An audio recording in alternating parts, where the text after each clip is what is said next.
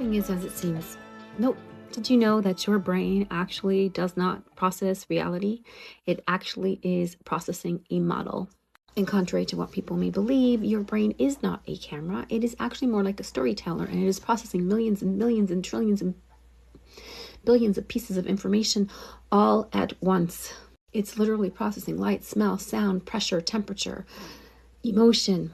And so since it can't process all of that because it's virtually impossible, it actually filters all of that information. And it's going to build a story because it's interpreting all of that, and it's going to simplify it. And so it's building a story that you can actually navigate and live in today's world. It does this so you can function, because if you were to process everything, it would almost be impossible to function. And I actually think this is part of my problem, is because I process a lot more than what most people do. And sometimes that makes it very difficult for me to function. So nothing is as it seems. And what do I mean by that exactly? Because it seems like one of the most simple phrases in our life, and yet it's probably one of the most profound, complex, in-depth statements one could ever make.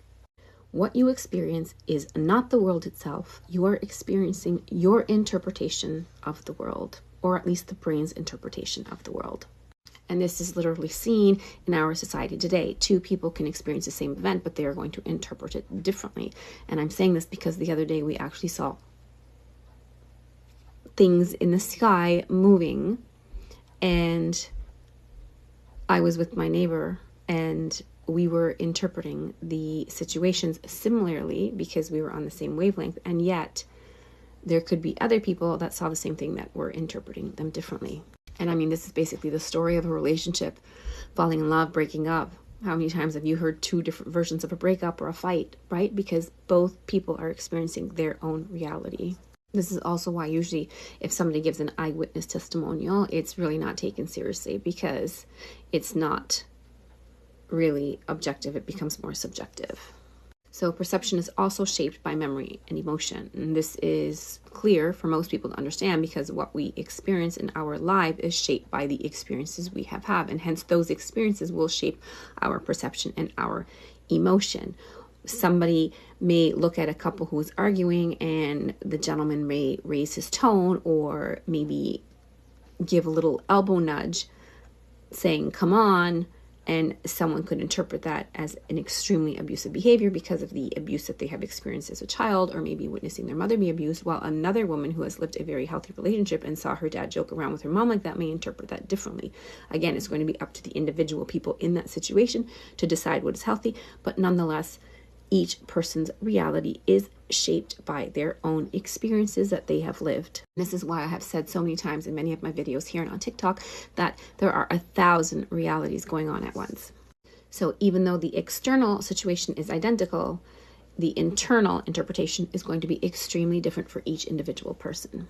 Therefore, when I say nothing is as it seems, what I am actually saying is nothing is as it seems pertaining to my perspective and my experiences, and essentially that is me, partly me.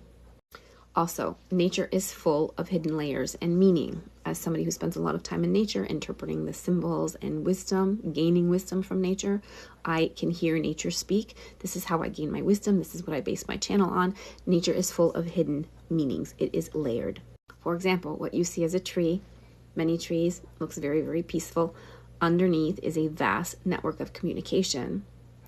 And most people believe that when they touch a tree, they're actually touching a tree, but it's actually the forces between the space that make you feel like you're touching a tree. Nothing is as it seems. There's also a lot of fungus underneath the earth. There's millions of microorganisms that are at play. Nothing is as it seems.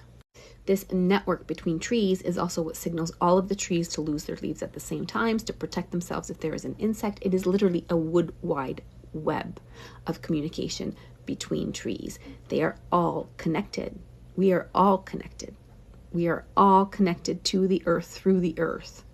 And so when you see a tree and are walking through the forest and you think it's really peaceful, underneath there's an intricate system, detailed system, doing magnificent work. But you'd never know. You would never know that trees were sending warning signals to one another, or they were nurturing and sending nutrients to one another. You would never know that there was this complex system going on. You might think that there is a system there. There has to be, because the tree has roots, but do you understand the detail of the complexity of the system? So yes, reality has layers beneath its initial appearance. Also, archetypes and human behavior repeat beneath the surface. I've been talking about archetypes in my video for this reason. Archetypes are literally repetitive. Our human behavior right now, our world looks chaotic, but underneath it all, there are the same patterns repeating, and these are those patterns. There are power struggles, there are hero narratives, there are sacrifices, there are heroes rising, there is the rebellion, there is the rise and fall of leaders. This has been going on since the beginning of time. This is literally the pattern of the archetypes in all of society, throughout civilizations, throughout history. And this is precisely why the Bible is still relevant today. This is precisely why mythological stories are still relevant today, because this has just been a pattern that has never stopped.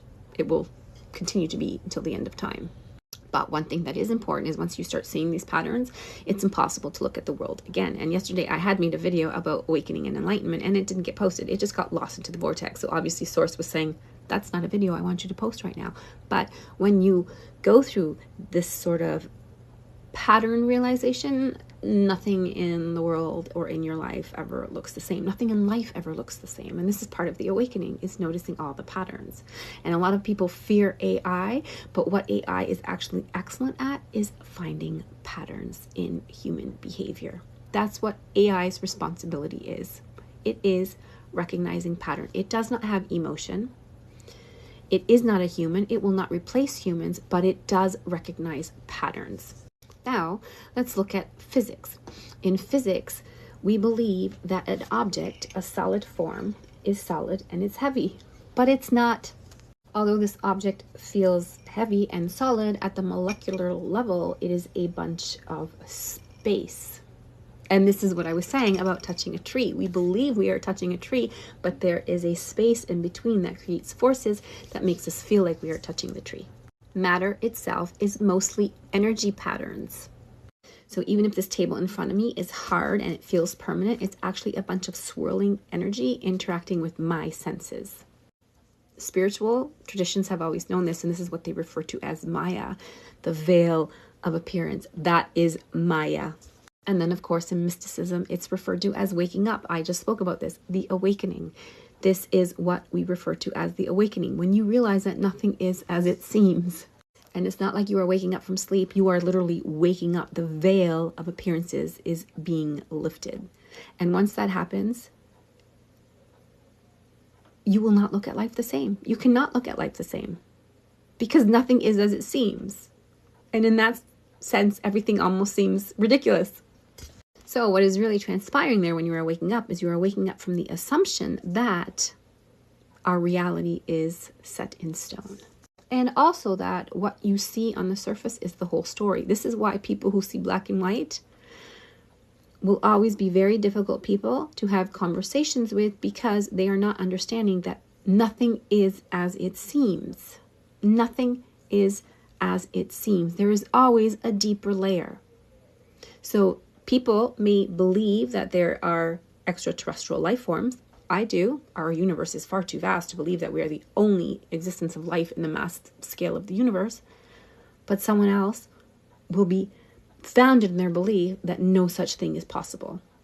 I don't know how they can believe that, because for me, the veil has been lifted, but I've always believed that the universe was way too big for just us to exist.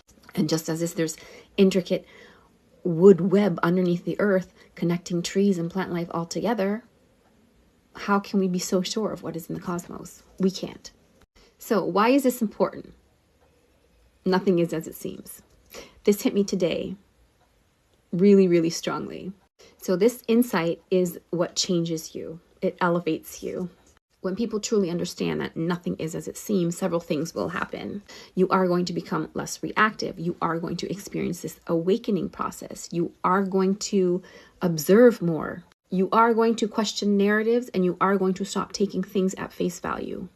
Those are your superpowers. In other words, you are going to become the observer of the patterns of life and not the prisoner of life. And historically, these people were the philosophers, the storytellers, the mystics, and the oracles.